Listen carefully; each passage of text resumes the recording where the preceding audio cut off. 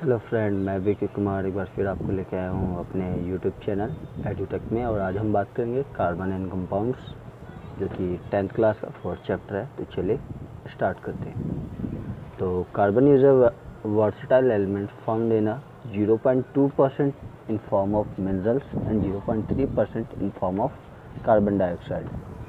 और second point यहाँ है आपका कि all living structures are carbon based, यानी कि अगर हम इसको हिंदी में बताना चाहें तो कार्बन एक सर्वोत्तमुखी तत्व है जो खनिज के रूप में 0.2% और 0.3% कार्बन डाइऑक्साइड के रूप में उपस्थित है। और सभी सजीवों की जो संरचनाएं होती हैं वो कार्बन पर आधारित होती हैं। चलिए अब अपने नेक्स्ट टॉपिक पर बात करते हैं, जो कि हमारा कोवलेंट बॉन्ड है, यानी कि सहसंयोजी अबंध। तो the atomic number of carbon is 6 and its electronic configuration is 2 and 4. To attain a noble gas configuration, is required of 4 more electrons in its valence shell. यानी कि कार्बन की जो परमाणुविक संख्या होती है वो 6 होती हैं, और इसका जो इलेक्ट्रॉनिक विन्यास यानी कि आपका कॉन्फ़िगरेशन होती है वो 2 and 4 होती है, जो कि KLNM सेल के होते हैं। और उत्कृष्ट गैस यानी कि नोबल गैसेस के विन्यास को प्राप्त करने के लिए कार्बनों को केवल 4 परमाणु चाहिए होते हैं। तो चलिए इससे रिलेटेड कुछ पॉइंट्स की बात करते हैं। तो it is difficult for an atom of carbon to either gain और लूज ऑफ इलेक्ट्रॉन, यानी कि किसी कार्बन एलिमेंट्स के लिए डिफ़िकल्ट होता है कि या तो वो 4 इलेक्ट्रॉन डोनेट कर दे या फिर गेन करे। अब ये क्यों होता है, चलिए अब इसके बारे में जानते हैं कि इसके भी आपके यहाँ कुछ रूल है। would be difficult to hold extra electrons and would require a large energy of amount to remove 4 electrons, यानी कि जो हमारे जो अपना न्यूक्लियस होता है उसको एक्स्ट्रा फोर्स ऑफ अट्रैक्शन चाहिए होता है किसी एडिशनल 4 इलेक्ट्रॉन्स को न्यूक्लियस से बाउंड करने के लिए। और अगर यहीं हम रिमूविंग की बात करें तो वहाँ आपको लार्ज अमाउंट ऑफ एनर्जी की ज़रूरत पड़ती है उसको बाहर निकालने के लिए, या उसके फोर्स ऑफ अट्रैक्शन के पोजीशन से बाहर करने के लिए। तो जैसे कि मैंने हिंदी में भी लिख रखा है, 4 इलेक्ट्रॉन प्राप्त कर सकता है, परंतु नाभिकों के लिए 4 अतिरिक्त इलेक्ट्रॉन धारण करना कठिन होगा। और 4 इलेक्ट्रॉन खो सकते हैं, परंतु इसके लिए उसको अत्यधिक ऊर्जा की आवश्यकता होगी, जैसे कि मैंने अभी आपको डिफाइन किया। इसलिए इलेक्ट्रॉन लेना या देना कार्बन के लिए कठिन होता है, और इसी कारण से वह सहसंयोजी आबंध यानी कि शेयरिंग ऑफ इलेक्ट्रॉन के बेसिस पे वो बॉन्डिंग करता है।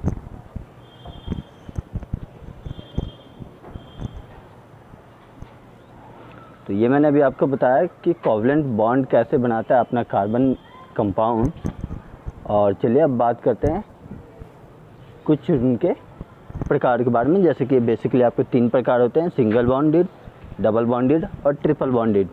तो पहले हम यहाँ सिंगल बॉन्डेड कोवलेंट बॉन्ड की बात करते हैं। तो single bonded covalent bond is form because of sharing of 2 electron, that is 1 pair of electron from his side.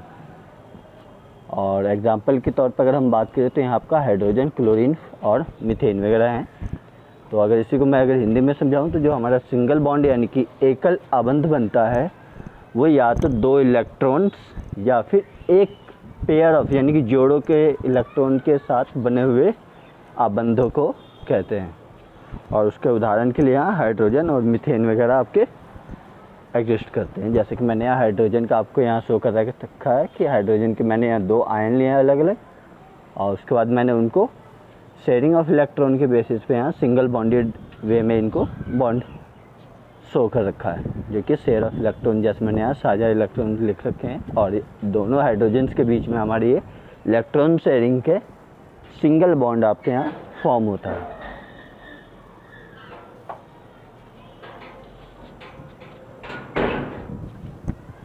चलिए अब बात करते हैं डबल बॉन्ड यानी कि द्विआबंध के बारे में। Double bond is form by sharing of 4 electron, that is 2 pair of electron. यानी कि अगर हमें डबल बॉन्ड फॉर्मेशन करवाना है तो हमें कम से कम 4 इलेक्ट्रॉन या फिर 2 पेयर ऑफ इलेक्ट्रॉन हर एक साइड से हमें शेयरिंग करवानी होगी। और इसके अगर एग्जांपल की बात करें तो हमारा कार्बन और अपना ऑक्सीजन होता है, यानी कि कार्बन डाइऑक्साइड और ऑक्सीजन जो है हमारे इसके एग्जांपल है। चलिए अब इसमें जैसे मैंने यहाँ ऑक्सीजन के एग्जांपल में शो कर रखा है और इसका डॉटेड स्ट्रक्चर भी बना रखा है, जिसके अंदर मैंने यहाँ पहले ऑक्सीजन के आपके वैलेंस इलेक्ट्रॉन शो कर रखे हैं जो कि आपके 6 होते हैं। और उसके बाद मैंने इनके दो इलेक्ट्रॉन्स के शेयरिंग से इनके बीच की डबल बॉन्डिंग शो कर रखी है। जैसे कि आपको यहाँ दिख रहा होगा कि मिड में मैंने दोनों साइड से 2 इलेक्ट्रॉन लिए, यानी कि 2 पेयर ऑफ इलेक्ट्रॉन लिए हैं और फिर उनका डॉटेड स्ट्रक्चर यहाँ बना रखा है। और ये जो मिड में आपको 2 इलेक्ट्रॉन शेयर दिख रहे हैं वही दोनों इलेक्ट्रॉन्स आपके ऑक्सीजन के डबल बॉन्ड का फॉर्मेशन करते हैं। जैसे कि मैंने यहाँ लिखा है ओ, बीच में आपका इक्वल का साइन है जो कि बॉन्ड को डोनेट करते हैं, और उसके बाद दोबारा मैंने ओ यानी कि ऑक्सीजन लिखा है। उसके बाद डबल बॉन्डेड O2 एटम, यानी कि जिसको हम हिंदी में अणु कहते हैं।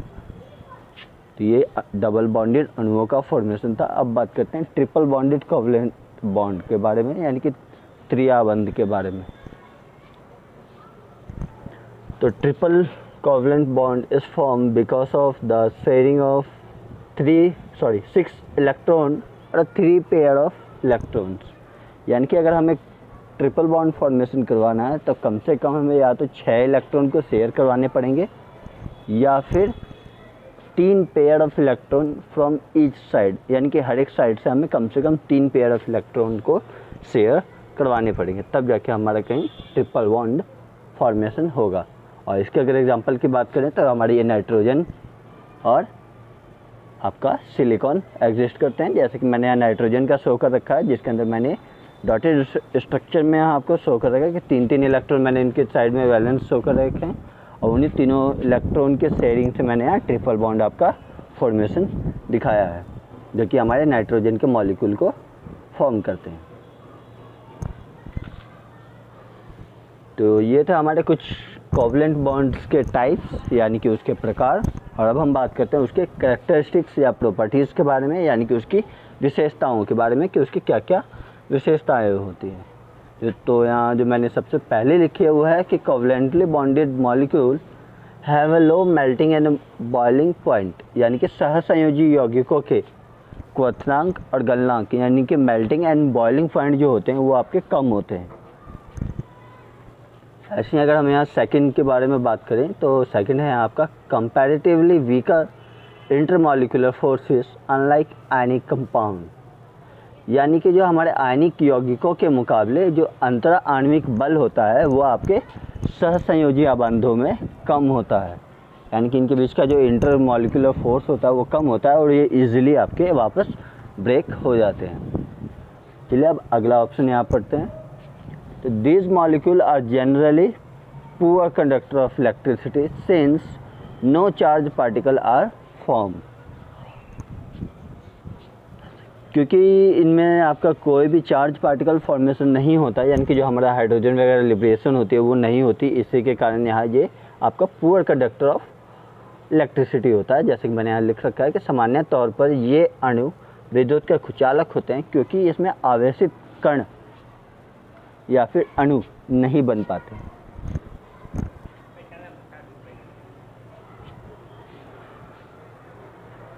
तो ये भी आपका एक मोस्ट इम्पोर्टेंट लॉजिक है कि जो हमारे इलेक्ट्रिसिटी है वो बेसिकली आपके आयनिक कंपाउंडों के बेसिस पे ही वो आपके ट्रांसफॉर्म होते हैं या कंडक्ट करते हैं। चलिए अब बात करते हैं अपने नेक्स्ट यहाँ टॉपिक के बारे में, जो कि कार्बन से रिलेटेड है, आपका कैटायनेशन यानी कि श्रृंखला। अब ये क्या होता है, कैटायनेशन को हम क्या कहते हैं और कैसे यूज़ करते हैं, चलिए उसके बारे में बात करते हैं। तो catenation is a property of carbon to form bond to other atoms of carbon. और अगर एग्जांपल की बात करें तो इसमें होता है जैसे कि आपका कार्बन सिलिकॉन। तो जो हमारे इसमें सिलिकॉन होता है वो हमारे अपने खुद इटसेल्फ से हाइड्रोजन की बेसिस पर 7 to 8 एलिमेंट का फॉर्मेशन करता है जिसको हम सिलिकॉन कहते हैं।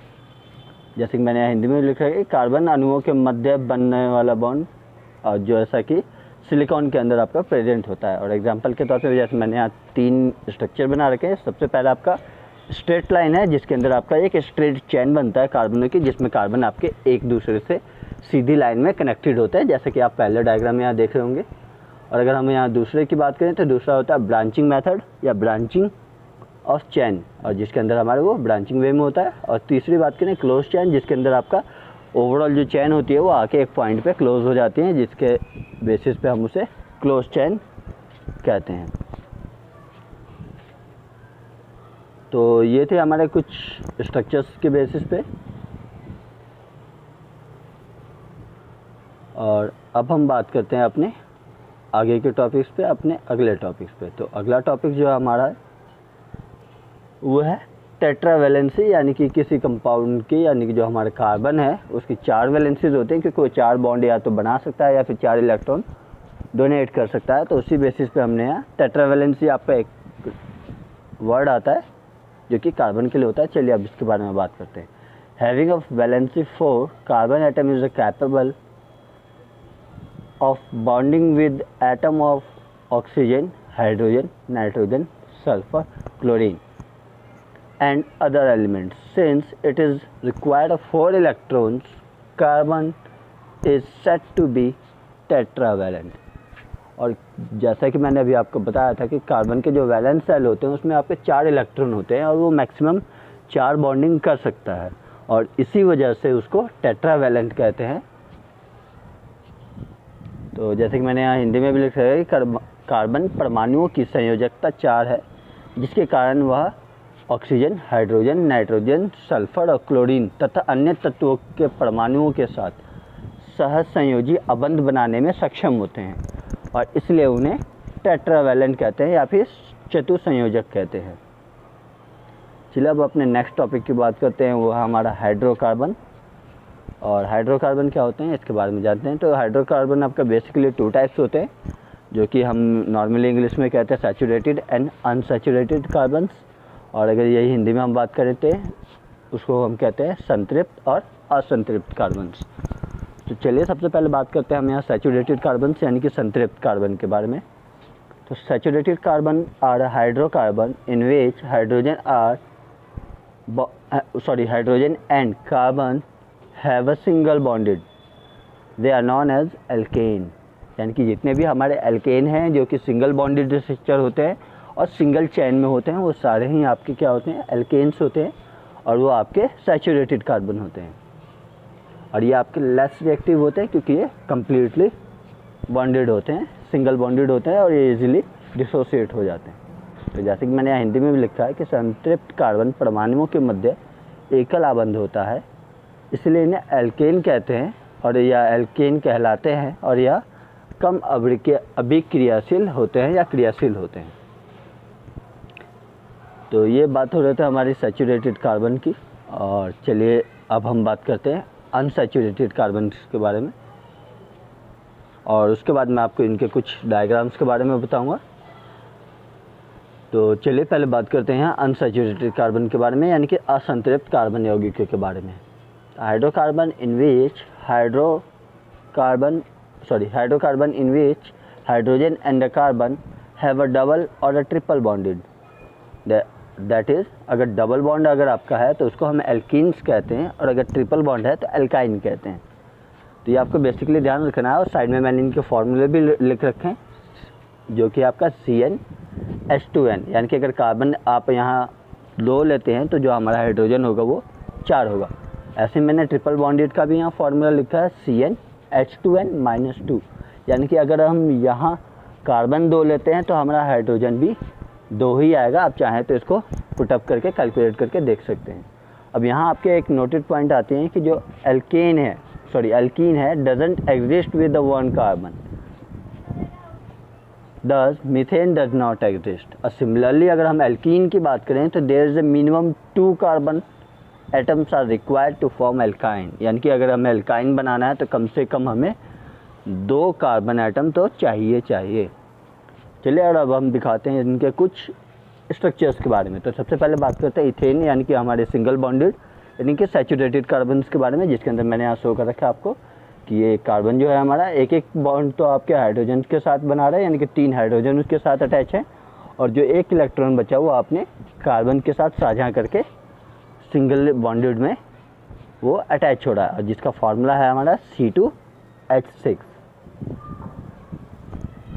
जो कि हमारा नॉर्मली एल्केन का फार्मूला था CnH2n+2, यानी कि अगर हम पुटअप करेंगे 2 N की जगह तो C की जगह 2 यानी कि C2, और H में हमारा था 2n+2 यानी कि 2 × 2 4 n+2 6। तो ये आपका इथेन था। अब बात करते हैं इथीन का। इथीन के भी अंदर मैंने यहाँ शो कर रखा है कि जो हमारा डबल बॉन्डेड है वो यहाँ आपका फॉर्मेशन कर रहा है, और इसमें भी आपका सेम यहाँ डबल इलेक्ट्रॉन यानी कि 2 इलेक्ट्रॉन पेयर्स जो हैं वो एक दूसरे से साझा करके आपका बॉन्ड फॉर्मेशन कर रहे हैं, और वो हाइड्रोजन के साथ भी सिमिलरली इसी तरह बॉन्डेड हैं। चलिए अब बात करते हैं होमोलोगस सीरीज़ के बारे में, यानी कि समजातीय श्रेणी के बारे में।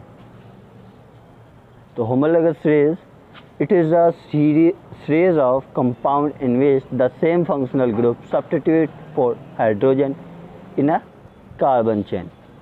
यानी कि अगर नॉर्मल वे में हम बात करें तो इसके अंदर होता क्या है कि कोई भी आपका फंक्शनल ग्रुप जो है वो हाइड्रोजन को डिस्प्लेस करके अपनी पोजीशन को कंटिन्यू रखता है, और इसीलिए हम इसको होमोलोगस सीरीज कहते हैं। जैसे मैंने नीचे में हिंदी में भी लिखा है कि यौगिकों की वह संख्या जिसमें कार्बन श्रृंखला में स्थित हाइड्रोजन एक ही प्रकार के पर्यायकात्मक समूहों द्वारा प्रतिस्थापित होता है।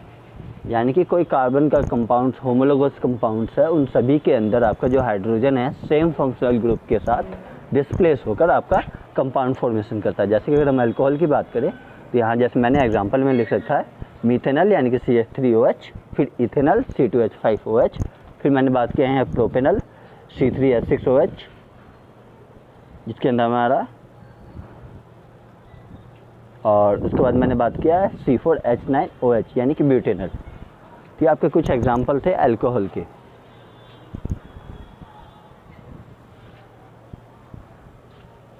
और अगर हम इनकी बात की डिफरेंस की बात करें तो the successive member differ by 1 CH2 यानी कि आपका एक कार्बन और 2 हाइड्रोजन के मॉलिक्यूल, एंड 14 यूनिट मास यानी कि जो उनका द्रव्यमान का डिफरेंस होगा वो 14 यूनिट होगा, और उनमें एक CH2 की डिफरेंस होंगी। तो अगर इसको आप कैलकुलेट करने के देखेंगे तो CH3OH और C2H5 में भी आपको यही डिफरेंस देखने को मिलेगा, जिसमें आपका CH2 और 14 यूनिट ऑफ मास का डिफरेंस दिखेगा। आप चाहें तो इसको कैलकुलेट कर सकते हैं या फिर इनको कंपैरेटिवली कंपेयर कर सकते हैं। अब इसके बाद बात करते हैं कुछ फिजिकल प्रॉपर्टीज़ ऑफ। तो the physical properties vary among the member of homologous series due to the difference in their molecular mass. क्योंकि जो इसके अंदर हमारा CH2 का डिफरेंस आता है हर एक कंपाउंड के बाद, यानी कि जो भी हमारा होमोलोगस कंपाउंड है उसका हर एक कंपाउंड में CH2 का जो डिफरेंस आता है उसके कारण ही जो हमारे होमोलोगस सीरीज होती हैं वो सभी एक दूसरे से different in physical properties exist करते हैं। यानी कि जो उनका मेल्टिंग एंड बॉइलिंग पॉइंट होगा वो increase with increase molecular mass, यानी कि जैसे जैसे हम उसका मॉलिक्यूलर मास बढ़ाएंगे, यानी कि अगर उसके अंदर ब्रांचिंग बढ़ती जाएगी तो ब्रांचिंग बढ़ने के कारण होगा क्या कि उनका जो मॉलिक्यूलर रेजिस्टेंस है वो आपका और भी क्लोज होता जाएगा, और क्लोज होने के कारण उनका फोर्स ऑफ अट्रैक्शन बढ़ जाएगा, और इसी वजह से वो आपके इजीली फॉर्म हो जाते हैं और स्टेबल होते हैं।